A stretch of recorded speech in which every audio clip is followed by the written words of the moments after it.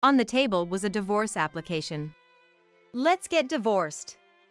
I'm going to live with my girlfriend. We're selling the house and the car, so you guys get out. Maynard said, looking frustrated. I didn't know what to do and lost all expression. Maynard said just that and stood up. Does your company tolerate affairs?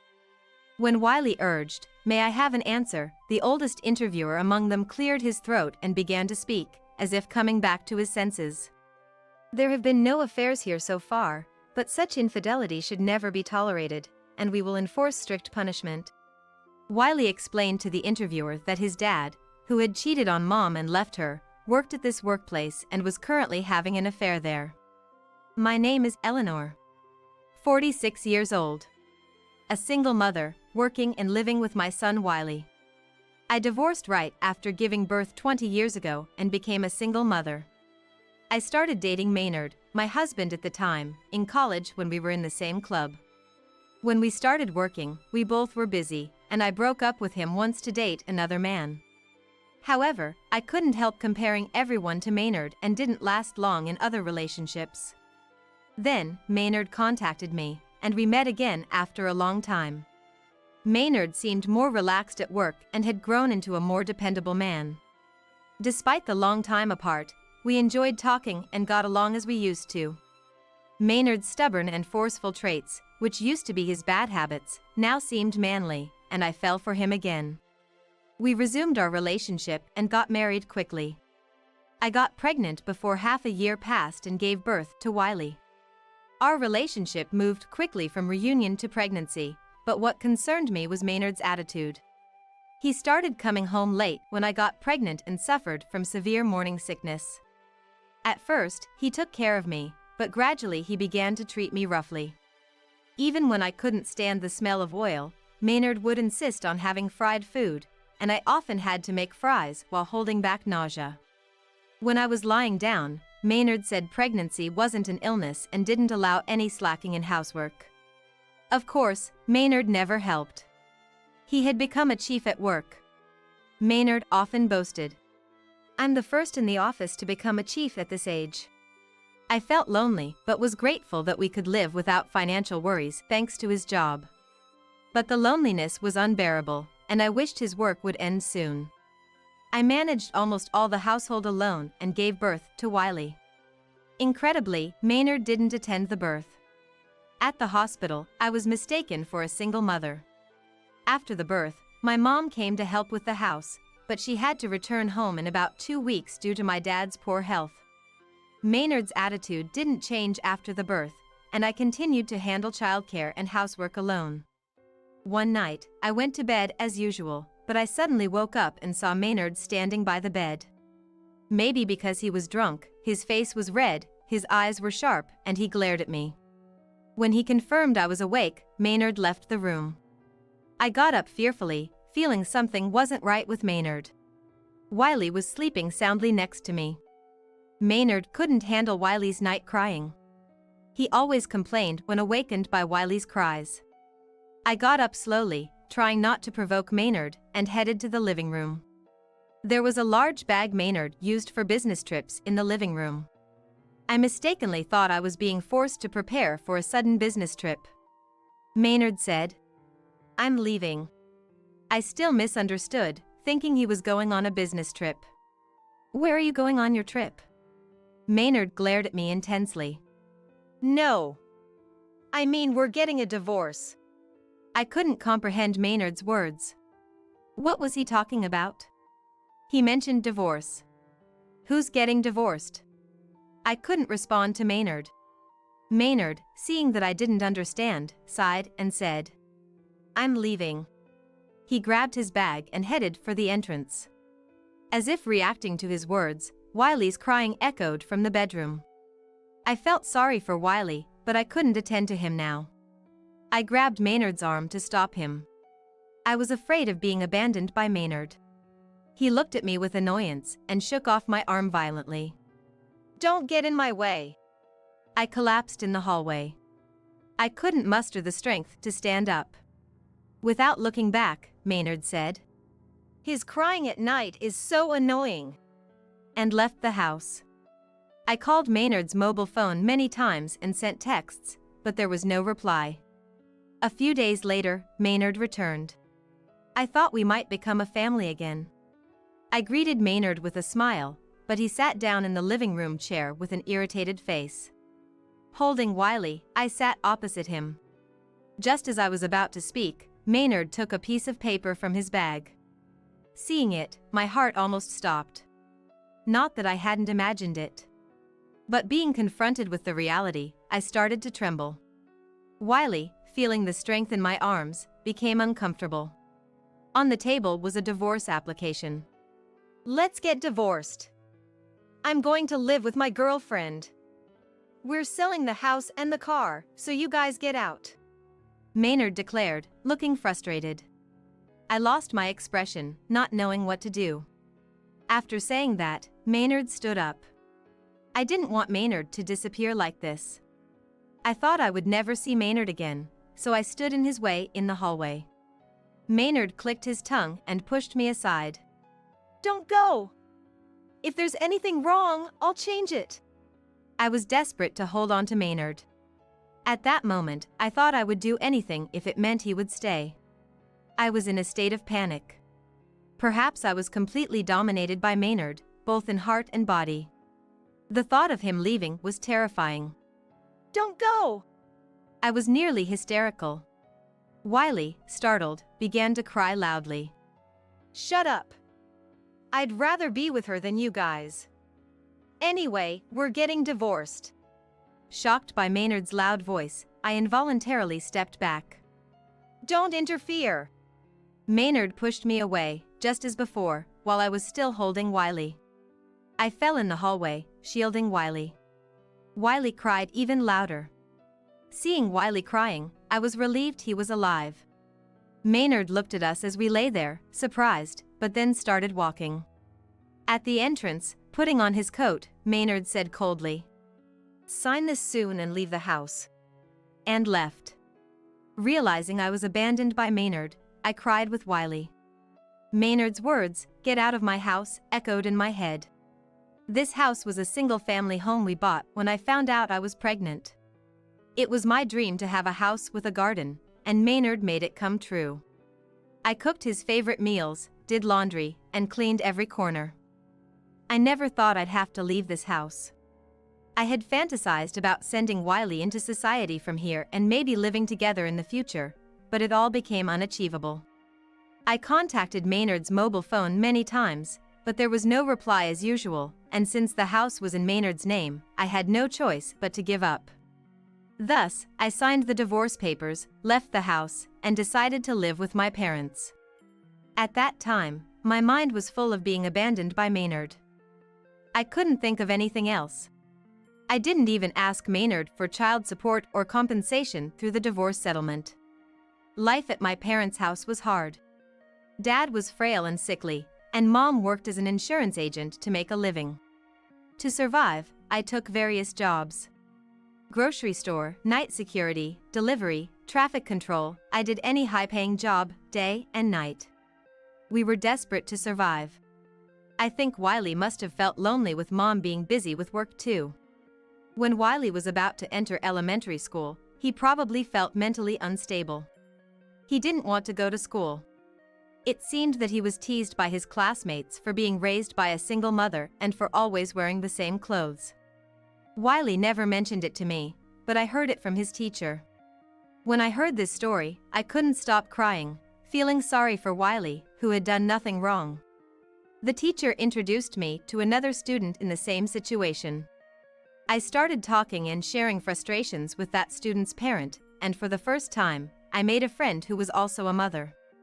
Wiley also became friends with that student, and they started hanging out. Having even one friend made Wiley willing to go to school, and he became more cheerful at home. Wiley was a smart kid with good grades, and his elementary school teacher suggested he take exams for private middle schools, but we couldn't afford it. I often cried alone at night, wishing Maynard were here to support us. Dad passed away right as Wiley graduated from elementary school.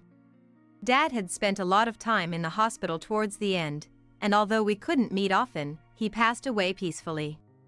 I contacted Maynard, but, as expected, there was no reply. Now it was just Mom, Wiley, and me. Wiley, who went to a public middle school, made more friends and enjoyed a fulfilling school life.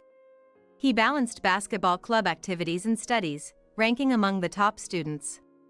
When Wiley was in 9th grade, his teacher suggested a private high school affiliated with a university, but I couldn't afford the tuition. I tried to ask Maynard for child support and tuition fees, but couldn't get in touch. I even went to our old house, but a new one had been built there. Seeing the new house, I decided to give up on Maynard completely. I couldn't rely on Maynard anymore. I decided, albeit late, to become an independent adult. Fortunately, Wiley was not much trouble and was at school during the day. So, I started studying in my free time to get a qualification. I love learning and don't mind the hard work. Wiley also seemed to be trying not to burden me. He diligently attended school, participated actively in club activities and committees, and worked hard to improve his grades. Thanks to that, he was recommended for a scholarship to a prestigious public high school. Wiley's childhood best friend also got into the same high school, so we, two single-mother families, celebrated together. Around this time, Wiley asked me, "Are we not getting any money from Dad?" I didn't go into detail, but told him I couldn't contact Maynard and that he was living with another woman. Wiley listened, clenching his fists and tears in his eyes. After I finished speaking, only the sound of Wiley sniffling echoed in the living room. From that conversation, Wiley seemed even more motivated to study. He joined a club in high school, but he often spent his days off at home, and we, Mom, Wiley, and I, would have meals together. Wiley didn't say it, but he must have felt lonely. He cherished Mom and me and always found reasons to be with us. Wiley was doing well in school and seemed to enjoy his high school life. His teacher suggested college, but honestly, we couldn't afford it. I struggled with how to convey this to Wiley. Anyway, I worked day and night while studying for qualifications in my free time. In the fall of Wiley's senior year, he announced he wanted to go to a vocational school instead of college. I had been working hard, cutting back on expenses, but I had damaged my health from years of overwork. I probably couldn't work as hard as before. Mom was also getting old and couldn't work like she used to. Wiley's decision was a lifeline for us. He must have understood our family's financial situation. He said he wanted to study law at a vocational school and become a judicial scrivener. Wiley was smart enough to pass the difficult exams. He planned to pay for his tuition by working part-time. I gave Wiley all the money I had saved from working desperately. It wasn't much, but better than nothing. This might avoid Wiley having to work part-time every day. Just as he graduated from high school, Mom also passed away, joining Dad. Mom had always worried about me. I caused her so much trouble. She believed in me unconditionally and wished for my happiness. I was so sad I felt like losing the will to live, and I was on the verge of a life filled with nothing but tears. But I have Wiley. Wiley's life is still ahead of him. I can't break down here. Besides, Mom said she entrusted the rest to Wiley. Mom seemed to have told Wiley something at the end, but she never told me. It had been bothering me. Now it's just Wiley and me, but I want him to be happy no matter what. Wiley, having graduated from high school, got busy with vocational school, studies, and part-time work. After a while, I noticed a change in Wiley. He stopped speaking ill of Maynard. He used to frequently complain about Maynard not paying child support or compensation from the divorce. I thought maybe he was too busy with studies and work, but it seemed to be something else. When Wiley turned 20, I splurged on steaks for us to eat together. After we finished eating, Wiley brought out an old envelope from his room. Wondering what it was, I checked inside and found it was a detective's investigation report. It was about Maynard's infidelity. Shocked, I looked closely at Wiley's face. What does this mean? I was puzzled but remembered Mom's words about entrusting something to Wiley. This was given to me by Grandma. She said to look at it when I turned 20. So, it was true, Mom had hired a detective. I tried not to think about Maynard, but it was his fault we ended up living like this. I took the documents and decided to read them from the beginning. As I read on, I became increasingly unable to forgive Maynard. Memories of those times flooded back, and tears began to overflow. According to the report, Maynard had been cheating on me since we were together. The other woman was 6 years younger than me. It seemed they met through work. The woman had no relatives, and Maynard started dating her under the pretense of taking care of her. When I was pregnant and suffering from morning sickness, Maynard began to see her more often. He must have been fed up with me. It's strange that this woman, with no family herself, knowing the importance of a family, would do something to break another's. Didn't she feel it was wrong? Then, many photos came out. Photos of Maynard and the woman walking arm in arm. A photo of her with a big belly, with Maynard's hand on it. He used to loathe it when I was pregnant. What is all this? To an outsider, they would look like a happy couple excited about their baby. I had tried to ignore Maynard's infidelity, but seeing this much evidence, anger welled up inside me. Like a volcano on the brink of eruption. I wanted to send them both to hell, but restrained myself. Would it be right to show Wiley such an act of revenge? It might make Wiley sad. It's been almost 20 years since I divorced. The child in the photo must be about Wiley's age. I can't forgive Maynard and his mistress, but if I take revenge in this state of mind, their child would suffer just like Wiley. I need to think about what's best for Wiley and their child. A few days later, Wiley told me something unexpected. He had found Maynard's current address and visited him. Wiley, feeling the same as me, couldn't hold back and took action. He went to the apartment written in the investigation report. After all, it was about 20 years ago, so it was likely he didn't live there anymore. As expected, a different name was on the house number. Wiley was a mix of disappointed and relieved that Maynard wasn't there. Wiley rang the doorbell of the next apartment, but there was no answer. The opposite apartment also had no response, so he gave up and went outside. There, he saw an old woman sweeping in front of an aged house. Wiley asked her if she knew where Maynard had moved. She told him they had moved nearby. When Maynard and his family moved here, a middle-aged couple had come looking for Maynard, and they had a heated argument. I couldn't understand the whole conversation, but I heard words like daughter, child support, and compensation from the divorce lawsuit. When I heard this, I thought it must be my parents. Mom and Dad must have confronted Maynard in my place, demanding compensation and child support from the divorce. I had no idea about this. Thinking of Mom and Dad, I felt tears coming, but I managed to hold them back. I'm always crying, aren't I? Because of things like this, I always worried Mom and Dad. I need to be stronger.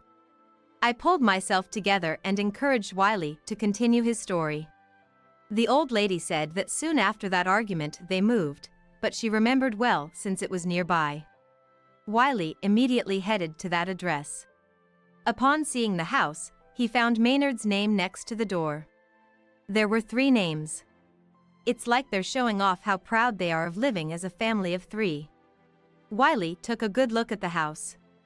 It had a garden, a parking space, a net presumably for golf, and a basketball goal. Compared to other houses around, it seemed quite a luxurious single-family home. As Wiley was staring at the house from a nearby park, a boy about Wiley's age came out of the house. As the boy was about to ride his bike, a woman who looked like his mother appeared. It was unmistakable, she resembled the woman in the photo. A fine house, a happy-looking mother, a boy dressed in branded clothes. Seeing all this, Wiley felt an indescribable anger and clenched his fist tightly. I couldn't stand being shown all this. Mom was always working hard without any time for makeup or fancy clothes. This woman was all made up and dressed in stylish clothes. Wiley looked frustrated and looked down. It's okay. I have Wiley with me. Wiley nodded shyly. Wiley left, still holding on to his anger. It's natural for Wiley to feel angry. After all, Maynard had built a happy family with his mistress without paying us any compensation or child support. Then Wiley did something even more surprising. He went to a detective agency. He had asked for a reinvestigation of Maynard's conduct. I was worried about the money, but Wiley said Mom had prepared a little and he used that. The detective agreed on a discount because it was a reinvestigation. And with the results, Wiley confronted Maynard's house. Wiley's decisiveness was astonishing. He was so different from me, who had been sad all the time. Wiley waited until Maynard and the child left, then rang the doorbell of Maynard's house. From inside, "Coming!" came the voice, and the door opened. Wiley expected to be answered through the door but was surprised when it opened, and Rowena, the mistress, appeared. "Who is it?" Rowena asked with an unsuspecting smile. Wiley was defensive at her smile, but he remembered what he had to do and handed her the investigation report. Rowena received it with a questioning look. "You've dragged me and my mom through hell. Do you know how much we've struggled? My mom hasn't even had time for makeup or a proper hairstyle. How could you do such a thing?" Wiley confronted her, releasing his pent-up anger. Rowena was overwhelmed by Wiley's intensity but didn't seem to understand what he was talking about. Moved by Wiley's tearful and desperate appeal, Rowena invited him into the house. Wiley later told me about this moment. "I must have looked pitiful with my teary eyes," he said with self-deprecation. Once inside, Wiley first told Rowena that he had conducted a detective investigation and found out about the house. He then detailed how Maynard cheated on me during my pregnancy, and how we've been living a difficult life without any compensation or child support from the divorce. Rowena listened silently until the end. I thought Wiley had settled things in his own way, but I was mistaken. This was just the beginning. A week after this incident, Wiley announced that he was going to an interview for an internship at a law firm. Wiley was about to graduate from his vocational school. He had narrowly missed passing the judicial scrivener exam and couldn't obtain the qualification. So, Wiley decided to work at a law-related job while aiming to obtain a qualification. He didn't tell me where he was interviewing. At that time, I had an uneasy feeling.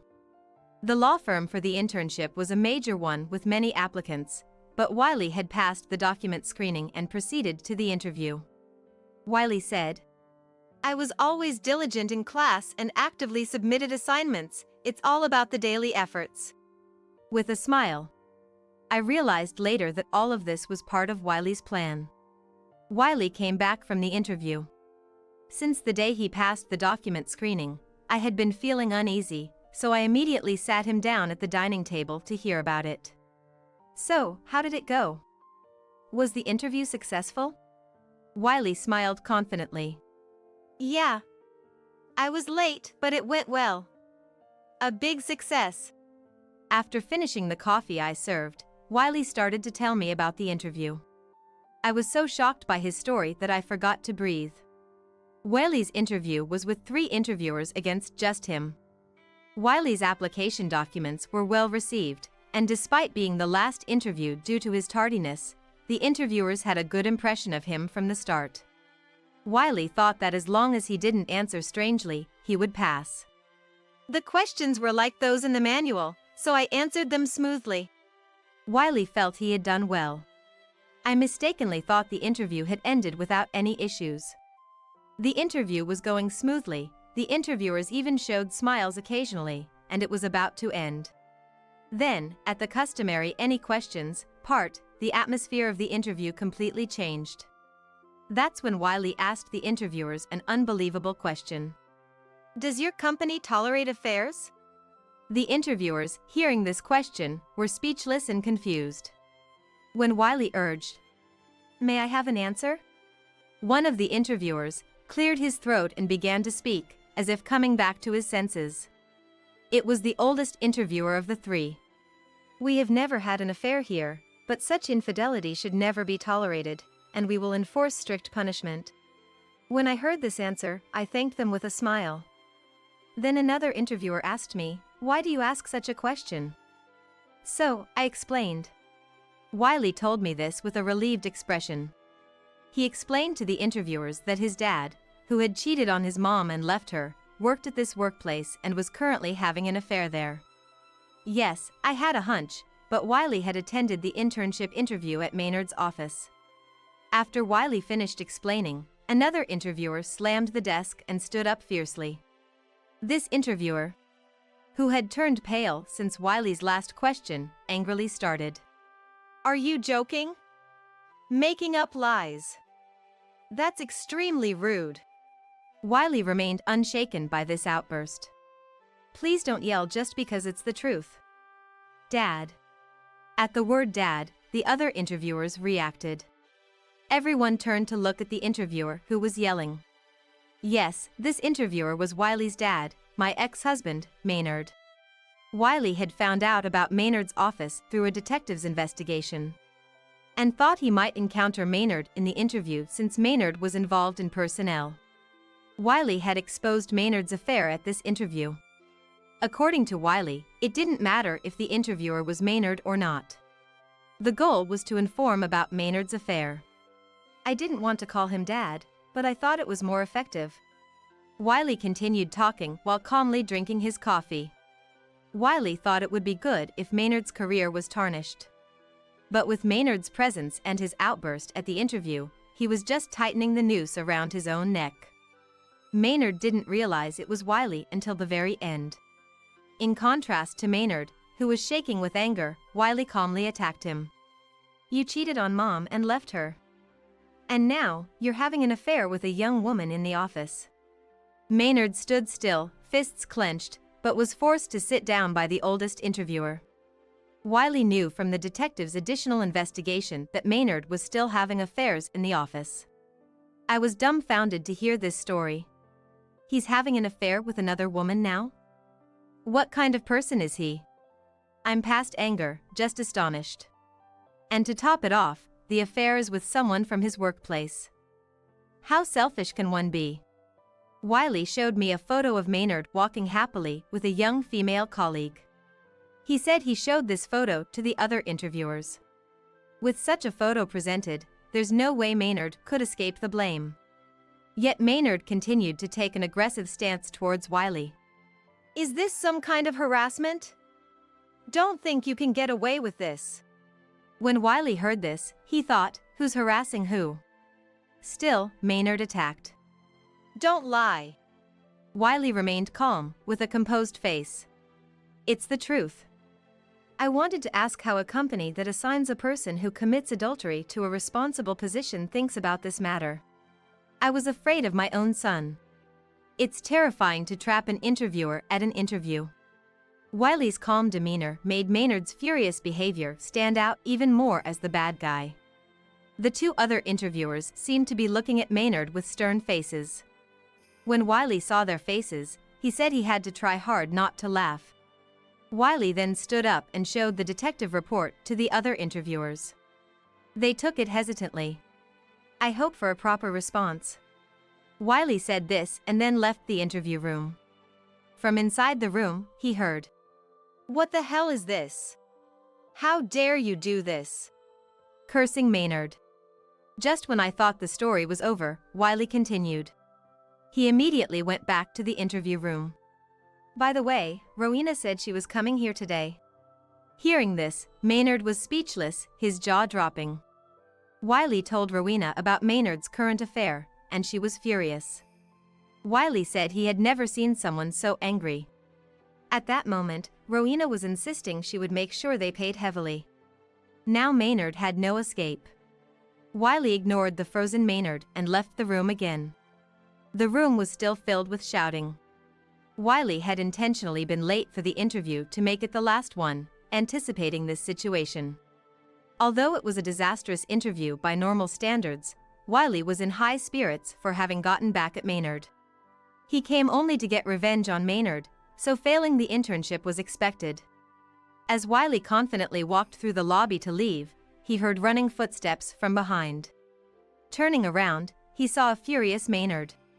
In a rage, Maynard swung at Wiley. Wiley dodged instinctively but fell and ended up sitting on the floor. Maynard grabbed Wiley by the collar, yelling fiercely. What have you done? If it weren't for you. He spat while confronting Wiley. Wiley braced for a punch. At that moment, Maynard was stopped by a boss-like figure from behind. Stop it. This is disgraceful, said the voice. Then Rowena entered through the front door. She coldly said to Maynard, being held back. What are you doing to Wiley? And what's this about an affair? Rowena finished speaking and slapped Maynard. You lied about being single. Maynard was frozen, his cheek turning red. Don't joke. Maynard came back to his senses and started making excuses. Oh, this is a misunderstanding. The sudden intense argument drew the lobby crowd, watching the situation. Rowena, yelling angrily, began hitting Maynard with her bag. Wiley told me. It was a tragic scene. Apparently, Rowena didn't know Maynard was married. Despite being married to me, he had pretended to be single to win over Rowena. Maynard is truly despicable. Wiley said that when he told Rowena, she cried and apologized. Wiley told me that Rowena earnestly said, I didn't know, but I'm sorry. I'll definitely make amends. I'm truly sorry. While crying, Wiley informed Rowena about Maynard's second affair with a young female colleague at work, which he learned from the detective's additional investigation. Wiley had planned this revenge when he learned about the second affair.